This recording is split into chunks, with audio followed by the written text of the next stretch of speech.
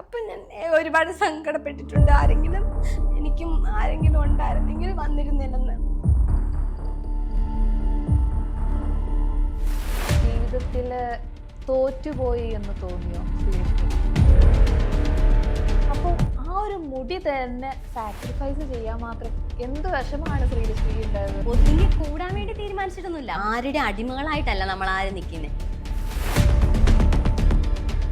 ജാസി ആഷി എന്ന് പറയുന്ന രണ്ടാൾക്കാരും ഒരാളും കൊടുത്തല്ല ചെലവിന് കഴിയുന്നത്. അവര് കഷ്ടപ്പെട്ട് അവരുടെ വർക്കുകളും കാര്യങ്ങളും ഒന്നുമില്ല. ഞാൻ ആ വീട്ടിൽ നിന്ന് ഇറങ്ങി ഓടി. അതെന്റെ ഗതികേട് കൊണ്ടായിരിക്കാം. അത്രയും കഷ്ടപ്പെട്ട് എന്തോ ആയിക്കോട്ടെ, ഞാൻ ആരെയും കൊന്നിട്ടല്ല ജയിലിൽ പോയത്, ആരുടെയും കട്ടെടുത്തിട്ടല്ല ജയിലിൽ പോയത്. അവിടെ ഒരു മലയാളി പെൺകുട്ടി കിടന്ന് മരിച്ചു എന്ന് കേൾക്കുന്നതായിരുന്നു ഈ കേരളത്തിലെ ജനങ്ങൾക്കല്ല ഇഷ്ടം. ഞാൻ തെറ്റ് ചെയ്യാതാണ് ജയിലിലേക്ക് പോയിരിക്കുന്നത്, രക്ഷപ്പെടാൻ വേണ്ടി തോന്നിയിട്ട്. ഈ നിമിഷം എന്തോ ഒരു മനുഷ്യന് സംഭവിക്കാം ഇല്ലേ? ഇന്ന് എനിക്കാണെങ്കിൽ നാളെ നിങ്ങൾക്ക്. കരഞ്ഞു, ഇന്ന് അവള് ചിരിക്കുന്നു. അതാണ് പ്രശ്നം. എന്റെ ചോദ്യം അതാണ്. ഒരാള് രക്ഷപ്പെട്ടെങ്കിൽ അത് രക്ഷപ്പെടട്ടെ. മലയാളിയൊക്കെ ഒരാൾ രക്ഷപ്പെടുന്ന ഇഷ്ടമല്ലേ? നമസ്കാരം. ഫെയിം സ്റ്റെപ്പിന്റെ മറ്റൊരു എപ്പിസോഡിലേക്ക് എല്ലാവർക്കും സ്വാഗതം. ഇന്ന് എൻ്റെ കൂടെയുള്ള വ്യക്തി എന്ന് പറയുന്നത് നിങ്ങൾക്ക് എല്ലാവർക്കും സുപരിചിതയായ വ്യക്തി തന്നെയാണ്. മുമ്പ് നമ്മുടെ ഇന്റർവ്യൂ ഫ്ലോറിൽ വന്ന് ആളുടെ സ്റ്റോറിയൊക്കെ പറഞ്ഞ് നമ്മളെ ഇമോഷണൽ ആക്കിപ്പോയ വ്യക്തിയാണ്. So let's welcome Sreelakshmi. Thank you. എന്തൊക്കെയാണ് ശ്രീലക്ഷ്മി? ഇതെന്താണ് മുടിയൊക്കെ കളഞ്ഞ് എന്തു പറ്റി? നല്ല വിശേഷം, സുഖമായിട്ടിരിക്കുന്നു. ഞാൻ ഭയങ്കരമായിട്ടൊരു മുരുക ഭക്തയാണ്. അപ്പൊ എനിക്ക് എൻ്റെ ലൈഫിൽ എന്നെ കൊണ്ട് നേരെയാക്കാൻ പറ്റാത്തൊരു പ്രശ്നം, നമ്മളിൽ തീരാത്ത പ്രശ്നം നമ്മൾ ദൈവത്തോടെ പറയാം, ദൈവം എൻ്റെ പ്രശ്നം തീർത്ത് തരണമെന്ന്. നമുക്ക് ദൈവമാണ് പിന്നൊരു ഓപ്ഷൻ. എന്നിലോ മറ്റൊരാളിലോ തീർത്ത് തരാൻ പറ്റാത്ത ഒരു പ്രശ്നം വന്നപ്പോൾ ഞാൻ എപ്പോഴും വിളിക്കുന്ന എൻ്റെ മുരുകനോട്, എനിക്ക് ഈ പ്രശ്നം നേരം വെളുക്കുന്നതിന് മുന്നേ തീർത്ത് തരണം.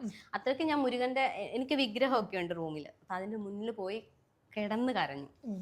നേരം വെളുക്കുന്നതിന് മുന്നേ എനിക്ക് പോസിറ്റീവായിട്ട് കോള് വരണം. അങ്ങനെ വന്നാൽ നാളെ തന്നെ ഞാൻ വന്ന് പഴനിമല ചവിട്ടി തല മുണ്ടനം ചെയ്യാന്ന് നേർച്ച നേർന്നു. ഞാൻ ഉറങ്ങുന്നതിന് മുന്നേ എനിക്ക് പോസിറ്റീവായിട്ട് കോള് വന്നു. പിറ്റേന്ന് തന്നെ പോയിട്ട് മുണ്ടനം ചെയ്തു. ഒരു സ്ത്രീയെ സംബന്ധിച്ച് അല്ലെങ്കിൽ ഒരു പെൺകുട്ടിയെ സംബന്ധിച്ച് അവരുടെ ഏറ്റവും വലിയ അസറ്റാണ് മുടി എന്ന് പറയുന്നത്. അപ്പോൾ ആ ഒരു മുടി തന്നെ സാക്രിഫൈസ് ചെയ്യാൻ മാത്രം എന്ത് വിഷമാണ് ശ്രീലക്ഷ്മിക്ക് ഉണ്ടായത്?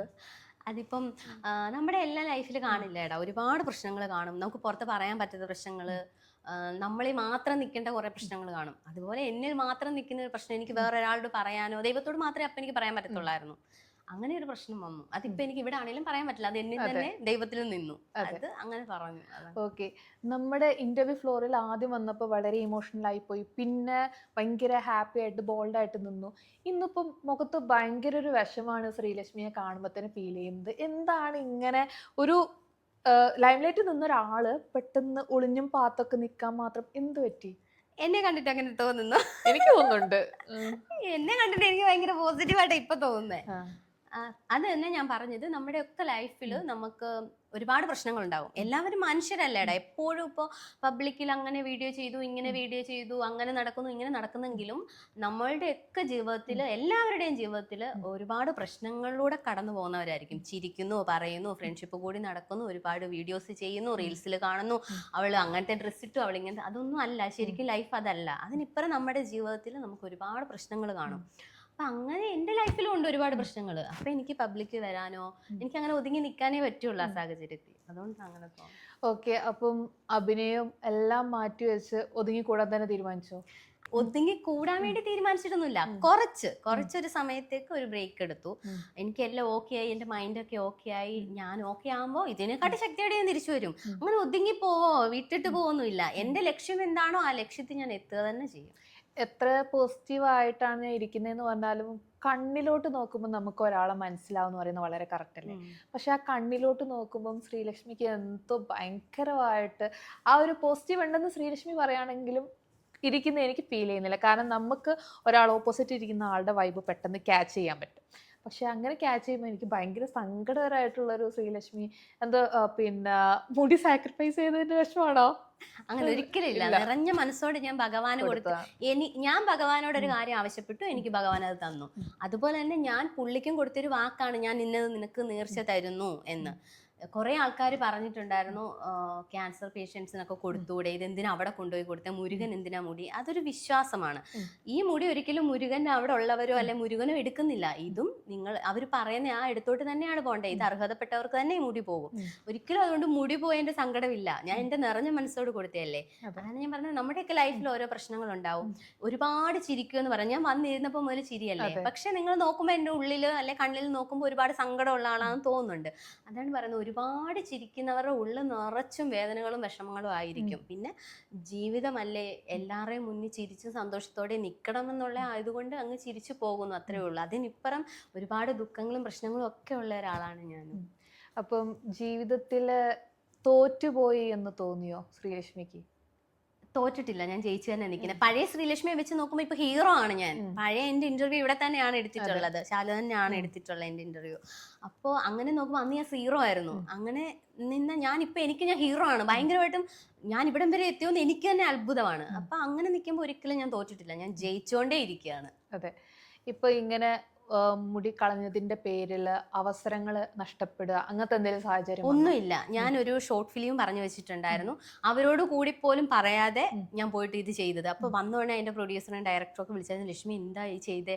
ഞാൻ പറഞ്ഞു, എനിക്ക് ഭഗവാൻ തന്നൊരു കാര്യം ഞാൻ തിരിച്ച് ഭഗവാന് കൊടുത്തൊരു വാക്ക്, അത് ഞാൻ ഡീൽ ചെയ്തു. എനിക്ക് അത് ഓക്കെ ആയിരുന്നു, അത് ചെയ്യണം. ഇനി അതിനപ്പുറം വേറെ ഒന്നുമില്ല.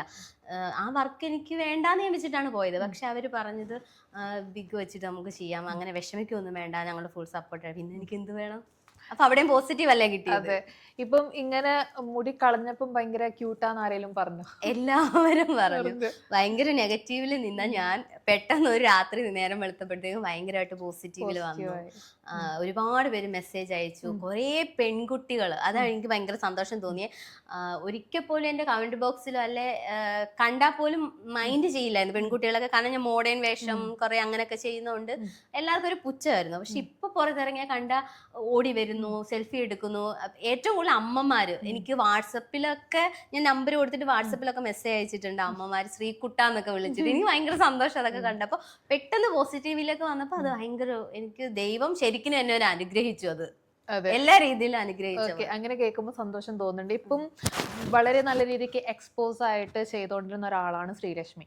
അപ്പം മുരുകന്റെ അടുത്ത് പോയതിന് ശേഷം അങ്ങനെ ഒന്നും ഞാൻ കണ്ടില്ല. അപ്പൊ എക്സ്പോസിങ് ഇത് നിർത്തിയോ ശ്രീലക്ഷ്മി? വേണ്ടെന്ന് വെച്ചു. ചിലപ്പോ നാളെ ഞാൻ ചെയ്യില്ല എന്നല്ല, ചിലപ്പോ എന്റെ ആക്ടിങ്ങിന്റെ ഭാഗം അതാണല്ലോ ഞാൻ തെരഞ്ഞെടുത്ത വഴി. ചിലപ്പോ എനിക്ക് കിട്ടുന്ന വേഷം അതാണെങ്കിൽ തീർച്ചയായിട്ടും ഞാൻ ചെയ്യും. അത് എന്റെ അന്നത്തെ സാഹചര്യം പോലെ. പക്ഷെ എന്റെ ഇൻസ്റ്റാഗ്രാം പേജിലൊന്നും ഇനി അത് വേണ്ടെന്ന് ഞാൻ തീരുമാനിച്ചു. അങ്ങനെ ഒരു വലിയ തീരുമാനം എടുക്കാൻ വേണ്ടിയിട്ട് മനസ്സ് ഒരുപാട് കഷ്ടപ്പെട്ടോ? ഇല്ല, ഇതൊക്കെ നിമിഷ നേരം കൊണ്ട് എടുത്ത തീരുമാനം. നമ്മുടെ ജീവിതം മാറ്റിമറിക്കുന്നത് നമ്മൾ തന്നെയാണ്. നമുക്ക് എന്ത് വേണമെന്ന് തീരുമാനിക്കേണ്ടത് നമ്മളാണ്, എന്ത് വേണ്ടാന്ന് തീരുമാനിക്കേണ്ടത് നമ്മളാണ്. അപ്പൊ എനിക്ക് എന്റെ തീരുമാനം, എനിക്ക് മുന്നിലോ പുറകിലോ ആരും ഇല്ല, എന്റെ കാര്യങ്ങൾ ഞാൻ തന്നെ തീരുമാനിക്കണം. അപ്പൊ എനിക്ക് ആ തീരുമാനം എടുക്കാൻ പെട്ടെന്നായിരുന്നു, നിമിഷ നേരമായിരുന്നു. അങ്ങനെ ഒരു വേഷത്തിൽ വരണമെന്നും തീരുമാനിച്ചത് ഞാനാണ്, അത് വേണ്ടാന്ന് വെക്കാൻ തീരുമാനിച്ചത് ഞാൻ തന്നെയാണ്. അതെ, അപ്പം ഈ എക്സ്പോസിങ് കൊണ്ടാണോ ജീവിതത്തിൽ പ്രശ്നങ്ങൾ ഉണ്ടായത് എന്ന് പറഞ്ഞു വരുന്നത്? ഒരിക്കലും എനിക്ക് അങ്ങനെ തോന്നിയിട്ടില്ല. അതൊക്കെ ഓരോരുത്തരുടെ വ്യക്തിപരമായ ഇഷ്ടങ്ങളാണ്. ഇപ്പൊ എനിക്ക് ഇഷ്ടമുള്ള ഡ്രസ്സ് എനിക്കിടാം, ഇപ്പൊ പുറത്തുള്ളവർക്കാണെങ്കിലും അവരവരുടെ ഇഷ്ടമുള്ള ഡ്രസ്സ് അവരവർക്ക് ഇടാം. അപ്പൊ അതുകൊണ്ടൊന്നും നമുക്ക് സംഭവിക്കാൻ പോകുന്നില്ല. ഓക്കെ, ഇപ്പം ശ്രീലക്ഷ്മി നല്ലോണം തിളങ്ങി നിൽക്കുന്ന സമയത്താണ് രേണു സുധീനെ പറ്റിയിട്ട്, അന്ന് ദുബായിൽ മറ്റേ പാപ്പിലോൺ ബാറോ, ആ ബാറിൽ പോയി ആർക്ക് വേണേലും ദുബായിൽ പോകാം, ഈസി ആണെന്നൊക്കെ പറഞ്ഞിട്ടുണ്ടായിരുന്നു. സോ അവിടെ നിന്നാണോ ശ്രീലക്ഷ്മിക്ക് ഭയങ്കരമായിട്ട് നെഗറ്റീവിന്റെ തുടക്കം എന്ന് തോന്നുന്നത്? ഈ ഒരു വിഷയത്തെ കുറിച്ച് തന്നെ എനിക്ക് സംസാരിക്കൊന്നുമില്ലടാ, സത്യം. രേണുസുതി എന്ന് പറയുന്ന ടോപ്പിക്കിനെ പറ്റി സംസാരിക്കാൻ താല്പര്യമില്ല. ഓക്കെ, അതെന്താണ്, നിങ്ങൾ തമ്മിൽ ഉടക്കിയോ? ഉടക്കാൻ അങ്ങനെ ഞങ്ങൾ നേരിട്ട് കണ്ടിട്ടൊന്നുമില്ല. അങ്ങനെ ഇതിന് ശേഷം കണ്ടിട്ടില്ല. അതിന് മുന്നേ ഫ്രണ്ട്ഷിപ്പ് ഉണ്ടായിരുന്നു, ഞാൻ പറഞ്ഞിട്ടുണ്ട്. അല്ലാതെ ഞങ്ങൾ പരസ്പരം അങ്ങോട്ടും ഇങ്ങോട്ടും സംസാരിക്കുവോ എടുക്കുവോ അങ്ങനൊന്നും ഇല്ല. എന്നോട് ചോദിക്കുവോ ഞാൻ അങ്ങോട്ട് സംസാരിക്കുവോ ഒന്നുമില്ല. അത് അന്നേരത്തെ ഒരു സംഭവമാണ്, അതവിടെ കഴിഞ്ഞല്ലോ. പിന്നെ ഇനി അതിനെപ്പറ്റി നമുക്ക് സംസാരിക്കേണ്ട ആവശ്യമില്ല. അപ്പം ഇപ്പൊ അലിൻ ജോസ് പെരേര എന്ന് പറയുന്ന വ്യക്തി, അപ്പം ആളും കൂടി വന്നപ്പം ഒരുപാട് വൈറലായി, നിങ്ങൾ ഒരുമിച്ച് ഒരുപാട് ഇന്റർവ്യൂസ് കൊടുത്തിട്ടുണ്ട്. അപ്പം അലിൻ ജോസ് പെരേര പിന്നീട് വന്നിട്ട് പറഞ്ഞു ശ്രീലക്ഷ്മിയെ പറ്റി ഒരുപാട് കുറ്റം പറഞ്ഞു, ആൾക്ക് ഭയങ്കര ജാടയാണ്, വിളിച്ച ഫോൺ എടുക്കില്ല, എൻ്റെ കൂടെ അഭിനയിക്കാൻ വരുന്നില്ല എന്നൊക്കെ പറഞ്ഞിട്ട്. അതിനെ പറ്റിയിട്ട് എന്താണ് പറയാനുള്ളത്? അതിനെ പറ്റി ഒന്നും എനിക്ക് പറയാനില്ല. ഇല്ല. അതാണ് സത്യാവസ്ഥ. എനിക്ക് ഈ കാര്യങ്ങളെ കുറിച്ചൊന്നും ഒന്നും പറയാനില്ല. കുറ്റം പറയുന്നവർ പറയട്ടെ, പോസിറ്റീവ് പറയുന്നവർ അത് പറയട്ടെ. അവരുടെ കൂടെ ഞാൻ ഒരു വീഡിയോ ചെയ്തു, അത് അവിടെ കഴിഞ്ഞു. പിന്നെ ഇനി തുടർന്ന് ചെയ്യണോ വേണ്ടോന്ന് എന്റെ തീരുമാനമാണല്ലോ. അപ്പൊ അതിനെ പറ്റി ഒന്നും പറയാനില്ല. ഓക്കെ, ഇപ്പൊ ശ്രീലക്ഷ്മി എന്ന് പറയുന്ന വ്യക്തി ഒറ്റയ്ക്കാണ് ജീവിക്കുന്നത്. അങ്ങനെ ഒറ്റയ്ക്ക് ജീവിക്കുമ്പം ഒരു പ്രയാസം തോന്നുന്നില്ലേ? എനിക്ക് ഓർമ്മ വെച്ചപ്പോ മുതൽ ഒറ്റയ്ക്കാ. എൻ്റെ എന്ന് വെച്ചാൽ അച്ഛൻ വളർത്താനില്ലായിരുന്നു, അമ്മ വയ്യാത്തയാണ്. ഞാൻ ഓൾറെഡി പറഞ്ഞിട്ടുണ്ട്, അമ്മ വയ്യാത്തയാണ്. അപ്പം അമ്മയുടെ അമ്മയാണ് എന്നെ വളർത്തിയതൊക്കെ. വല്യമ്മത്തണലിൽ വളർന്നതാണ് ഞാൻ. അപ്പം ഞാൻ ഒരുപാട് ആ സമയത്ത് ഞാൻ ആഗ്രഹിച്ചിട്ടുണ്ടായിരുന്നു അച്ഛൻ്റെ സ്നേഹം, അമ്മയുടെ സ്നേഹം, കൂടപ്പറപ്പുകൾ ഉണ്ടായിരുന്നെങ്കിൽ, അങ്ങനെയൊക്കെ ആഗ്രഹിച്ചിരുന്നു. ആ സമയത്തൊന്നും എനിക്ക് അങ്ങനെ കിട്ടിയിട്ടില്ല. ബന്ധുക്കളുടെ സ്നേഹമോ കൂടപ്പറപ്പുകളുടെ സ്നേഹമോ അങ്ങനെയൊന്നും കിട്ടിയിട്ടില്ല. അമ്മയുടെ കുറച്ച് ബന്ധുക്കൾ, കുറച്ചല്ല അമ്മയുടെ ബന്ധുക്കളൊക്കെ സഹകരിച്ചു എന്നെ വളർത്താൻ. എൻ്റെ അമ്മയുടെ അമ്മയ്ക്ക് ഹെൽപ്പ് ചെയ്തു, സ്കൂളിൽ വിടാൻ സഹായിച്ചു, ആഹാരം തന്നു. അങ്ങനെ അല്ലാതെ അതിനപ്പുറം എനിക്ക് എൻ്റെ സ്വന്തം എന്ന് പറയാൻ എനിക്ക് ആരും ഇല്ലായിരുന്നു. അപ്പം ആ സമയത്ത് തോന്നി സങ്കടം. ഇപ്പോഴും അതുകൊണ്ട് ഒറ്റയ്ക്ക് എന്നൊരു ചിന്തയില്ല. ഞാൻ ഒറ്റയ്ക്ക് നിൽക്കാൻ പഠിച്ചു, ചെറുതിലെ മുതലേ ഞാൻ പഠിച്ചു. എനിക്ക് ഓർമ്മയാവുമ്പോൾ മുതലേ എനിക്ക് കണ്ണെഴുതി പൊട്ട് കൊടുക്കുന്നത് ഞാനാണ്. എനിക്ക് വേറൊരാൾ ചെയ്തു തരാനില്ല. ഞാൻ തന്നെ കൺമഷിയൊക്കെ എടുത്ത് എൻ്റെ അമ്മയുടെ ചേച്ചിമാരെയൊക്കെ മക്കളൊക്കെ ഒരുങ്ങി നടക്കുന്നത് കാണുമ്പോൾ എനിക്കങ്ങനെ ചെയ്തു തരാൻ ആരുമില്ല. അപ്പം ഞാൻ തന്നെ അതൊക്കെ കണ്ടിട്ട് ഞാൻ തന്നെ കണ്ണൊക്കെ എഴുതി പൊട്ടൊക്കെ തൊട്ട് ചെറുതിലെ മുതൽ വലിയ വാലൊക്കെ ഇട്ട് സ്കൂളിൽ പോകും. പിന്നെ ഏറ്റവും സങ്കടം സ്കൂളിൽ PTA മീറ്റിങ്ങിൻ്റെ സമയത്തൊക്കെ എല്ലാവരുടെയും അച്ഛനമ്മമാരൊക്കെ വരും. അപ്പം എനിക്ക് മാത്രം അപ്പം ആരുമില്ല വരെ. അപ്പം ഞാൻ ഒരുപാട് സങ്കടപ്പെട്ടിട്ടുണ്ട്. എനിക്കും ആരെങ്കിലും ഉണ്ടായിരുന്നെങ്കിൽ വന്നിരുന്നില്ലെന്ന്. പിന്നീട് ഞാൻ മനസ്സിലാക്കി, ഞാൻ എത്ര സങ്കടപ്പെട്ടാലും ദൈവം എനിക്കാരും തന്നിട്ടില്ല. പിന്നെ ഞാൻ അതോർത്ത് സങ്കടപ്പെട്ടിരുന്നിട്ട് എന്തിനാ? ഞാൻ ഹാപ്പിയാണ്, ഇന്നും ഹാപ്പിയാ, അന്നേരം ഹാപ്പി. ഓക്കെ, ഇപ്പം ഇടയിൽ ഒരു ഇൻ്റർവ്യൂ തന്നിട്ടുണ്ടായിരുന്നു. അതിൽ പറഞ്ഞു അമ്മ എന്നെ മനസ്സിലാക്കി തുടങ്ങി, അമ്മയ്ക്ക് ഞാൻ മോളാന്നുള്ളത് മനസ്സിലായി എന്ന്. അപ്പം ഇപ്പം ഇങ്ങനെ മനസ്സ് വിഷമിക്കാൻ പിന്നീട് അമ്മയുടെ ഭാഗത്തുനിന്ന് എന്തേലും? ഒന്നും ഉണ്ടായിട്ടില്ലടാ. പിന്നെ ഇപ്പം ഞാൻ പറഞ്ഞല്ലോ, കുറെ അമ്മമാർ എനിക്ക് മെസ്സേജ് അയക്കുന്നു, മോള് വിളിക്കുവോ സംസാരിക്കുമോ എന്ന് ചോദിക്കുന്നു. അപ്പം ഞാനിങ്ങനെ രാത്രിയിലൊക്കെ ഇങ്ങനെ ഇരിക്കുമ്പോൾ ഓർക്കും, ശരിക്കും എനിക്ക് എൻ്റെ അമ്മ അങ്ങനെ വിളിച്ച് എന്നോട് ചോദിക്കാൻ അമ്മയ്ക്ക് പറ്റില്ല. അല്ല ഫോൺ വിളിച്ചു കൊടുത്താൽ സംസാരിക്കും.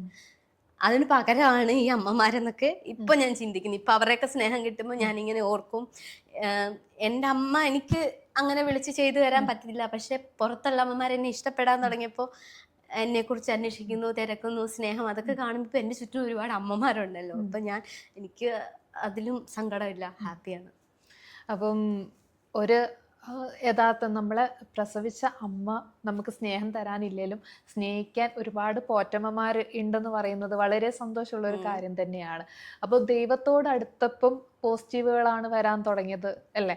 അപ്പം ഇതിനു മുമ്പ് ദൈവത്തോട് അടുക്കാത്ത ഒരാളായിരുന്നോ? ദൈവത്തോട് അടുത്ത തന്നെ ആളായിരുന്നു. പക്ഷെ ഈ കുറച്ചൊരു കാലം കൊണ്ട് ഞാൻ പറഞ്ഞില്ലേ, എനിക്ക് അങ്ങനെ കുറെ പ്രശ്നങ്ങളൊക്കെ വന്നു. കൂടുതൽ ഞാൻ ദൈവത്തിലേക്ക് അടുത്തു.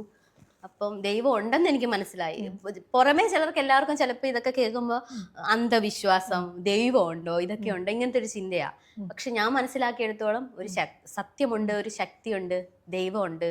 ഇല്ലെങ്കിൽ എനിക്ക് പെട്ടെന്ന് എൻ്റെ ആ സാഹചര്യത്തിൽ എനിക്ക് സപ്പോർട്ടായിട്ട് ദൈവം വരില്ലല്ലോ. ഇനി എന്താണേലും ഞാൻ വിളിച്ചത് ആ ദൈവത്തെയാണ്. എനിക്ക് പോസിറ്റീവായി കിട്ടിയോണ്ട്. അതെ, ഇപ്പം ശ്രീലക്ഷ്മിയുടെ ഇപ്പോഴത്തെ ഒരു ഇത് വെച്ച് നോക്കുമ്പോൾ ശ്രീലക്ഷ്മിയുടെ ഏറ്റവും അടുത്ത കൂട്ടാണ് ജാസി ആഷി എന്ന് പറയുന്നത്. ഇപ്പം പൊതുവെ എല്ലാവരും മാറ്റി നിർത്തുന്ന അല്ലെങ്കിൽ എല്ലാവരും കുറ്റപ്പെടുത്തുന്ന ജാസി തന്നെയാണ് ശ്രീലക്ഷ്മിയുടെ ഒരു ഫ്രണ്ട് എന്ന് പറയുന്നത്. സോ അങ്ങനെ നിങ്ങളൊരു ഫ്രണ്ട്ഷിപ്പ് ആവാനുണ്ടായ സാഹചര്യം എന്താണ്? ജാസി ആഷിയും ഞാൻ പരിചയപ്പെടുന്ന മൂന്നാർ വെച്ചിട്ടൊരു റിസോർട്ടിന്റെ പ്രൊമോഷന് വേണ്ടിയിട്ട് ഞങ്ങൾ രണ്ടു കൂട്ടരും ഒരേ ദിവസം അവിടെ ചെല്ലുക. അങ്ങനെയാണ് പരിചയപ്പെടുന്നത്. എൻ്റെ മനസ്സിലുള്ള ജാസി, ഇങ്ങനെ വീഡിയോസിലൊക്കെ കാണുന്ന ജാസി, പക്ഷെ അതൊന്നും അല്ല. ജാസി ശരിക്കും ഭയങ്കര പാവമാണ്. ഞാൻ പറഞ്ഞില്ല, എനിക്ക് കൂടപ്പറപ്പുകളുടെ സ്നേഹം കിട്ടിയിട്ട് ശരിക്കും ഞാൻ അതൊക്കെ ജാസിന്ന് അറിഞ്ഞു. ആഷിയാണേലും ജാസി ആണേലും ഞാനിരുന്ന് എൻ്റെ സങ്കടങ്ങൾ പറയുമ്പോൾ, എൻ്റെ വിഷമങ്ങളൊക്കെ പറയുമ്പോൾ എനിക്ക് നല്ല വഴികൾ പറഞ്ഞു തരുന്ന ആൾക്കാരാണ്. ഭയങ്കര പോസിറ്റീവായിട്ട്. ജാസിയുടെ കൂടെ എത്ര ദുഃഖത്തിൽ ഇരുന്നാലും നമ്മൾ ഹാപ്പി ആവും. തമാശയും കാര്യങ്ങളും ഒക്കെ ആയിട്ട് അത്ര അടിപൊളിയാണ് ജാസി. പുറത്തുള്ളവർ എന്തും പറഞ്ഞോട്ടെ, പക്ഷെ അടുത്ത് വെക്കുന്ന എനിക്കറിയാം അവരെങ്ങനെയാണെന്ന്. നല്ല നല്ല മനുഷ്യർ, രണ്ട് നല്ല മനുഷ്യരാണ് അവര്. ഓക്കെ, അപ്പോൾ നമ്മൾ പുറമേ കാണുന്നത് പോലെ അല്ലെങ്കിൽ ആളുകൾ കുറ്റപ്പെടുത്തുന്നത് പോലെയല്ല ചില ആളുകൾ എന്ന് പറയുന്നത് വളരെ ശരിയായിട്ടുള്ള കാര്യമാണ്. കാരണം ഞാൻ നോക്കുമ്പം സോഷ്യൽ മീഡിയയിലായിക്കോട്ടെ, സ്വന്തം കമ്മ്യൂണിറ്റിയിൽ നിന്നായിക്കോട്ടെ മാറ്റി നിർത്തുന്ന ഒരു വ്യക്തിയാണ് ജാസി എന്ന് പറയുന്നത്. സോ അവിടെ ആ ആള് ശ്രീലക്ഷ്മിയുടെ വിഷമങ്ങളും കാര്യങ്ങളും കേൾക്കാം. കാരണം അവോയ്ഡ് ചെയ്യുന്ന ആളുകൾ, അതായത് സൊസൈറ്റി അവോയ്ഡ് ചെയ്യുന്ന ആളുകൾ ഒരുമിച്ച് നിന്നതിന് അവർക്ക് കൂട്ട് അവരാന്ന് പറയുന്ന പോലെ. ഞാൻ ചോദിക്കട്ടെ, അവരെ എന്തിനാ മാറ്റി നിർത്തുന്നേ? എല്ലാ മനുഷ്യനും അവർക്ക് ഇഷ്ടമുള്ള പോലെ ജീവിക്കാമല്ലോ. ആരുടെ അടിമകളായിട്ടല്ല നമ്മൾ ആരും നിൽക്കുന്നേ. നമ്മൾ കഷ്ടപ്പെട്ടല്ലേ നമ്മൾ കഴിയുന്നേ. ജാസി ആഷി എന്ന് പറയുന്ന രണ്ടാൾക്കാരും ഒരാളും കൊടുത്തല്ല ചെലവിന് കഴിയുന്നത്. അവര് കഷ്ടപ്പെട്ട് അവരുടെ വർക്കുകളും കാര്യങ്ങളും ചെയ്തല്ലേ അവര് കഴിയുന്നേ. അപ്പൊ പിന്നെ അവരെ സമൂഹത്തിൽ നിന്ന് ഒറ്റപ്പെടുത്താൻ വേണ്ടി അവർ സമൂഹത്തിന് ഒരു ദ്രോഹം ചെയ്യുന്നവരല്ല, കൊലക്കുറ്റം ചെയ്തവരല്ല, അല്ലെങ്കിൽ മറ്റ് ഒരു രീതിയിലും ആർക്കും ഒരു ദ്രോഹങ്ങൾ ചെയ്ത ആൾക്കാരല്ല. അവർക്ക് ഇഷ്ടമുള്ള രീതി അവർ ജീവിക്കുന്നു. പിന്നെ എന്തിനാ സമൂഹം മാറ്റി നിർത്തുന്നത്? അവരും എല്ലാവരെയും പോലെ ഒന്നിച്ച് നമ്മുടെ കൂട്ടത്തിൽ നിൽക്കുന്ന രണ്ട് മനുഷ്യരാണ്. അവരെ ശരീരത്തിൽ കൂടെ ഓടുന്ന ബ്ലഡ് ആണ്, നമ്മുടെ ശരീരത്തിലും അത് തന്നെയാണ്. പിന്നെ നമ്മൾ കാണുന്ന കണ്ണാണ് അവര് മോശക്കാര് ഇവര് മോശക്കാര് അവരങ്ങനെ നടക്കുന്നു. അവരെന്ത് ഒരു തെറ്റും ചെയ്യാതെ ജീവിക്കുന്നവരല്ലേ. അവരവരുടെ ഇഷ്ടത്തിന് ജീവിക്കുന്നു, ജീവിക്കട്ടെ. ഓക്കെ, ഇപ്പം ഇങ്ങനെ സുഹൃത്ത് ബന്ധങ്ങൾ മാത്രം മതിയോ ജീവിതത്തിൽ? ഒരു കൂട്ട് വേണമെന്നൊന്നും തോന്നിയിട്ടില്ലേ? എന്തിനാ കൂട്ട്? അല്ല, നമുക്കൊരു കൂട്ട് എന്തായാലും വേണ്ട. എനിക്ക് എന്റെ കൂട്ട് മതി. അപ്പം ആരും വേണ്ട. ഒറ്റയ്ക്ക് ജീവിച്ച് ശീലിച്ച ആൾക്ക് ഒറ്റയ്ക്ക് തന്നെ എപ്പോഴും നല്ലത്. നമ്മൾ ഒറ്റയ്ക്ക് ജീവിക്കുന്നതിന്റെ അത്രയും സന്തോഷവും സുഖവും വേറെ എങ്ങും കിട്ടില്ല. അത് ഞാൻ അങ്ങനെ ജീവിച്ച് വന്നോണ്ടാണോ എന്ന് എനിക്കറിയില്ല. എനിക്ക് എപ്പോഴും ഒറ്റയ്ക്ക് ഇരിക്കാനാണ് ഇഷ്ടം. സങ്കടം വന്നാൽ എനിക്ക് ഒറ്റയ്ക്ക് ഇരിക്കണം, ആരും കൂടെ ഉണ്ടാവാൻ പാടില്ല. അതൊക്കെ ചിലപ്പോൾ റോങ് ആയിരിക്കും പുറത്ത് ആൾക്കാർ കാണുമ്പോൾ. പക്ഷെ എന്നെ സംബന്ധിച്ചിടത്തോളം എനിക്ക് എന്തെങ്കിലും സങ്കടം വരുമ്പോൾ എനിക്ക് ഒറ്റയ്ക്ക് ഇരിക്കുന്ന ഏറ്റവും നല്ലേ. ഒറ്റയ്ക്ക് ഇരുന്ന് കരഞ്ഞു തീർക്കുമ്പോൾ കുറച്ച് ആശ്വാസം കിട്ടും.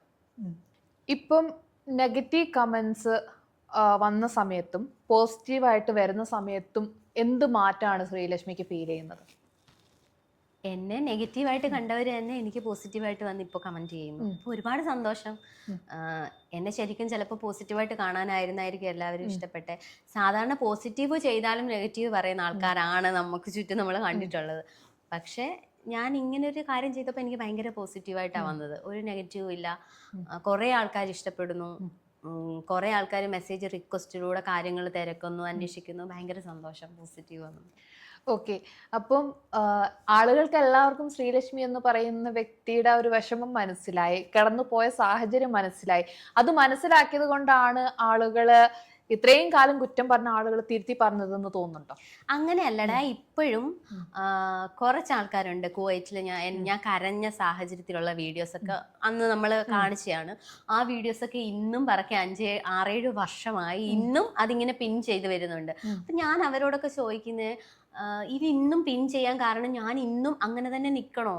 നമ്മൾക്ക് ഓരോ ദിവസങ്ങളും കടന്നു പോകുമ്പോൾ നമ്മൾ അതിൽ നിന്നൊക്കെ തരണം ചെയ്ത് ഇതൊക്കെ എന്റെ വിജയമാണ്. അപ്പൊ അത് ആൾക്കാർ അംഗീകരിക്കണം. ആ കുട്ടി അത്രയും കഷ്ടപ്പെട്ട് എന്തോ ആയിക്കോട്ടെ. ഞാൻ ആരെയും കൊന്നിട്ടല്ല ജയിലിൽ പോയത്, ആരുടെയും കട്ടെടുത്തിട്ടല്ല ജയിലിൽ പോയത്. പിന്നെ എങ്ങനെ ജയിലിൽ പോയത്? എന്റെ സാഹചര്യം കൊണ്ട് എനിക്ക് അവിടെ നിന്ന് ഇറങ്ങി ഓടണമായിരുന്നു. ആ സമയത്ത് എനിക്ക് ജയിലിൽ പോകേണ്ടി വന്നു. പോലീസ് പിടിച്ച് ജയിലിൽ പോയി. അത് ഇത്ര വലിയൊരു അപരാധമാണെന്ന് എനിക്ക് അറിയത്തില്ലായിരുന്നു. അപ്പം അവിടെ ഒരു മലയാളി പെൺകുട്ടി കിടന്ന് മരിച്ചു എന്ന് കേൾക്കുന്നതായിരുന്നു ഈ കേരളത്തിലെ ജനങ്ങൾക്കല്ല ഇഷ്ടം. അവിടെ ഒരു മലയാളി പെൺകുട്ടി മരിച്ചു എന്നറിഞ്ഞായിരുന്നു എല്ലാവരും സപ്പോർട്ട് ചെയ്തതന്നെയായിരുന്നു. എല്ലാവരും കരഞ്ഞുകൊണ്ട് വരുമായിരുന്നു. ഇപ്പൊ ഞാൻ അവിടെ ഇന്ന് കരഞ്ഞ് ആ വീഡിയോ ഇട്ടു, ഞാൻ ജയിലിൽ കിടന്നു, നാട്ടിൽ വന്നു. അത് അല്ല ആൾക്കാർക്ക്. ഞാൻ അവിടെ ഇന്ന് കരഞ്ഞു, ഇന്ന് അവള് ചിരിക്കുന്നു. അതാണ് പ്രശ്നം. എന്റെ ചോദ്യം അതാണ്. ഒരാള് രക്ഷപ്പെട്ടെങ്കിൽ അത് രക്ഷപ്പെടട്ടെ. മലയാളിയൊക്കെ ഒരാൾ രക്ഷപ്പെടുന്ന ഇഷ്ടമല്ലേ? എനിക്ക് അതൊക്കെയാണ് ഡൗട്ട്. ഞാൻ ഇപ്പോഴും എൻ്റെ ആ വീഡിയോസ് ഇങ്ങനെ പിൻ ചെയ്ത് ഇന്നും വന്നുകൊണ്ടിരിക്കുമ്പോൾ ഞാൻ ചോദിക്കുന്ന കാര്യം, ഇപ്പോഴും ഞാൻ ഇങ്ങനെ നിൽക്കണോ? 5-6 വർഷം കഴിഞ്ഞില്ലേ? അത് കഴിഞ്ഞു പോയി. ഞാൻ ആരെയും കൊന്നില്ല, ഞാൻ ആരെയും കട്ടെടുത്തില്ല, കള്ളക്കേസിൽ പിടിച്ചില്ല, ഒന്നുമില്ല. ഞാൻ ആ വീട്ടിൽ നിന്ന് ഇറങ്ങി ഓടി. അതെന്റെ ഗതികേട് കൊണ്ടായിരിക്കാം. അവിടെ നിന്നൊന്നും എടുത്തോണ്ടല്ല പോയത്. ആ വീട്ടിൽ നിന്ന് ഇറങ്ങി ഓടിക്കഴിയുമ്പോൾ ആ വീട്ടിലെ ജോലിക്കാർ ഇറങ്ങി ഓടിക്കഴിയുമ്പോൾ എന്തായാലും അവർ കേസ് കൊടുക്കും. അപ്പൊ പോലീസ് എന്തായാലും നമ്മളെ കണ്ടെത്തി കഴിഞ്ഞാൽ എന്നെ നേരെ സാഫർ ജയിലിലേക്ക്, നമ്മളെ കേരളത്തിലേക്ക്, ഇന്ത്യയിലേക്ക് കയറ്റിവിടുന്ന ജയിലിലേക്കാണ് കൊണ്ടുപോയിട്ടുള്ളത്. അവിടുന്ന് ഞാൻ രക്ഷപ്പെട്ട് വന്ന ഒരാളാണ്. എത്രയോ പേര് അവിടെ കിടന്നിട്ട് രക്ഷപ്പെടാൻ പറ്റാതെ ജീവിതം നരകിച്ചു പോയിട്ടുള്ളവരുണ്ടാവും. അതിൽ നിന്നൊക്കെ തരണം ചെയ്ത് രക്ഷപ്പെട്ട് വന്ന ആളാണ് ഞാൻ. അപ്പൊ അത് ആരും അംഗീകരിക്കുന്നില്ല. അവൾ അന്ന് കരഞ്ഞു വിളിച്ചു, അവിടെ കുവൈറ്റിൽ കിടന്ന് കരച്ചിലായിരുന്നു. ഇന്ന് ഇവളെ ചിരിച്ചോണ്ട് നടക്കുന്നു. അതെങ്ങനെ ഒരു തെറ്റായിട്ട് കാണാൻ പറ്റുക മനുഷ്യന്? അന്ന് എനിക്ക് 20-21 വയസ്സ്, ഇന്ന് എനിക്ക് 29 വയസ്സേ ആയിട്ടുള്ളൂ. ആ അത്രയും നാളും ഞാൻ ഫൈറ്റ് ചെയ്തിട്ടാണ് ഞാൻ ഇന്ന് ഇവിടെ ചിരിച്ചോണ്ട് വന്നിരിക്കുന്നത്. ഞാൻ ഇന്നും അവിടെ കിടക്കുമായിരുന്നെങ്കിൽ ഇന്ന് ഞാൻ ജീവനോട് പോലും കാണില്ല. ഈ ജനങ്ങൾ ആരും എന്നെ കാണില്ല. അപ്പൊ അതിൽ നിന്നൊക്കെ തരണം ചെയ്ത് വന്ന് സന്തോഷത്തോടെ ഇരിക്കുമ്പോൾ അതുപോലും അംഗീകരിക്കാൻ പറ്റുന്നില്ല. അവൾ അങ്ങനെ ആയിരുന്നു, അവൾ ഇങ്ങനെ ആയിരുന്നു. ഇന്നും അത് ആ വീഡിയോസ്, കരയുന്ന വീഡിയോസ് ആണ് ആൾക്കാർക്ക് ഇഷ്ടം. അത് ഇന്നും പിൻ ചെയ്തുകൊണ്ടിരിക്കുന്നു. ഞാൻ ചോദിക്കുന്നു, ഇവരെയൊക്കെ കുടുംബത്തിലോ ഗൾഫിലുള്ളവർ തന്നെ അയക്കുന്നു. ഏത് നിമിഷവും എന്തോ ഒരു മനുഷ്യന് സംഭവിക്കാം ഇല്ലേ? ഇന്ന് എനിക്കാണെങ്കിൽ നാളെ നിങ്ങൾക്ക്. അപ്പൊ അങ്ങനെ പലർക്കും പലതും സംഭവിക്കാം. ഇതൊക്കെ മനുഷ്യൻ മറക്കുകയാണ്. അവരുടെ സന്തോഷം, അവർക്ക് ഇതൊക്കെ പിൻ ചെയ്ത് നോക്കുമ്പോൾ ഭയങ്കര സന്തോഷമാണെന്ന് തോന്നുന്നു. നമ്മളെ അത് കാണിക്കുമ്പോൾ നമുക്ക് വേദനയാകുമല്ലോ. ആ വേദനയ്ക്കാണെങ്കിൽ എനിക്കത് വേദനിക്കില്ല. ഞാൻ എത്രമാത്രം അനുഭവിക്കാമോ, 2 മാസത്തോളം ജയിലിൽ കിടന്ന് അനുഭവിച്ചവളാണ്. പിന്നെ ഇനി നിങ്ങൾ ഇത് പിൻ ചെയ്ത് വെച്ചതുകൊണ്ട് എനിക്കൊരു വേദന വിഷമം ആകാൻ പോകുന്നില്ല. നിങ്ങൾ അവിടെ പിൻ ചെയ്തുകൊണ്ടിരിക്കും, അല്ലെങ്കിൽ ഇതെടുത്ത് വെച്ച് ട്രോൾ ചെയ്തുകൊണ്ടിരിക്കും. ഞാൻ എൻ്റെ ജീവിതം മുന്നോട്ട് നോക്കി ഹാപ്പി ആയിട്ട് പൊയ്ക്കൊണ്ടിരിക്കും. അത്രേ ഉള്ളൂ. അതെ, നമ്മുടെ ഫസ്റ്റ് ഇന്റർവ്യൂവിൽ വന്നപ്പം ഈ ഒരു സംഭവം പറഞ്ഞപ്പോഴും ഈ 6-7 വർഷം കഴിഞ്ഞു പോയെന്ന് പറയെങ്കിലും ആ ഒരു സംഭവം പറയുമ്പോൾ ഇപ്പോഴും അതൊരു ട്രോമയായിട്ട് തീർച്ചയായിട്ടും എൻ്റെ ചെറിയ പ്രായത്തിലാണ് ഞാൻ ജയിലിൽ കിടക്കുന്നത്. അത് നമ്മുടെ നാട്ടിലല്ല, ഞാനൊരു തെറ്റ് ചെയ്തിട്ടല്ല, ആരെയും കൊന്നിട്ടോ കട്ടെടുത്തിട്ടോ പിടിച്ചു പറിച്ചിട്ടോ ഒന്നുമല്ല പോയി. എൻ്റെ സാഹചര്യമാണ്. അതിന് ഈ ലോകത്തുള്ള ഒരു മനുഷ്യനും മനസ്സിലായില്ലേലും എനിക്കേ അറിയത്തുള്ളൂ ഞാൻ എന്താ അനുഭവിച്ച, എൻ്റെ സാഹചര്യം എന്തായിരുന്നു. അപ്പോൾ ആ ചെറിയ പ്രായത്തിൽ കാലാഗ്രഹവാസം എന്നൊക്കെ പറയും, അത് അനുഭവിച്ച ഒരു പെൺകുട്ടിയാണ് ഞാൻ. ഇപ്പോൾ ഓരോരുത്തരും ജയിലിലേക്ക് പോകുമ്പോൾ അവരുടെ മനസ്സിലെ തെറ്റ് ചെയ്തിട്ടാണ് പോകുന്നത്. പക്ഷെ ഞാൻ തെറ്റ് ചെയ്യാതാണ് ജയിലിലേക്ക് പോയിരിക്കുന്നത്, രക്ഷപ്പെടാൻ വേണ്ടിയിട്ട് ഓടിയിട്ട്. അപ്പൊ എനിക്കേ അറിയുള്ളൂ എൻ്റെ പ്രശ്നം, എൻ്റെ ബുദ്ധിമുട്ട്. ഇന്നും ഒരു ദിവസം പോലും ഞാൻ അത് ഓർക്കാതിരിക്കില്ല. കിടന്ന പട്ടിണിക്കും ഞാൻ ജയിലിൽ കിടന്നതും എല്ലാം ഒരു ദിവസം ഒരു നേരം ഞാൻ ഓർത്തിട്ട് ഞാൻ ഉറങ്ങാറുള്ളൂ. സ്റ്റിൽ ആ ഒരു ട്രോമ പിന്തുടരും ഉണ്ടാവും, ഉറപ്പായിട്ടും ഉണ്ടാവും. പക്ഷെ അതൊന്നും ഓർത്ത് ഞാൻ ഇരിക്കൂല, കരഞ്ഞു വിളിച്ചൊന്നും ഇരിക്കൂല. അത് കഴിഞ്ഞു, അതിങ്ങനെ എന്നും ഓർക്കും. കാരണം നമ്മുടെ ജീവിതത്തിൽ സംഭവിച്ച ഒന്നും നമ്മൾ മറക്കില്ലല്ലോ. ഒരു കാര്യങ്ങളും നമ്മൾ മറക്കില്ല. എത്ര മറന്നു, ഇതൊന്നും ഞാൻ ഓർക്കുന്നില്ല എന്ന് പറഞ്ഞാലും ഒക്കെ നമ്മൾ ഓർക്കും. നമ്മുടെ ജീവിതത്തിൽ എന്നും നമ്മൾ ഓർക്കും. ഓക്കെ, അപ്പം പിന്നെ ഇത്രയും നേരം നമ്മുടെ കൂടെ ശ്രീലക്ഷ്മി സംസാരിച്ചു. പിന്നെ ഒരുപാട് വിഷമങ്ങളിലൂടെ ഒരുപാട് പ്രയാസഘട്ടങ്ങളിലൂടെയും പോയിക്കൊണ്ടിരുന്നപ്പോഴാണ് ആ ഒരു എന്താ സംഭവം എന്നുള്ളത് പിന്നെ ഓരോരുത്തരുടെ വ്യക്തിപരമായിട്ടുള്ള കാര്യങ്ങളാണ്. എന്തായാലും പോസിറ്റീവായിട്ട് കാര്യങ്ങൾ വന്നു. എന്തായാലും ഇത് നല്ല രസമുണ്ട് മുടി ഇങ്ങനെ ഇതാക്കിയത്. അപ്പം കുറ്റം പറയുന്നവർ ഇങ്ങനെ കുറ്റം പറഞ്ഞുകൊണ്ടിരിക്കും, അല്ലാത്തവർ സപ്പോർട്ട് ചെയ്യും. അപ്പം ഇത്രയും നേരം ഞങ്ങളുടെ കൂടെ സ്പെൻഡ് ചെയ്തതിന് ഒത്തിരി ഒത്തിരി നന്ദി. Thank you.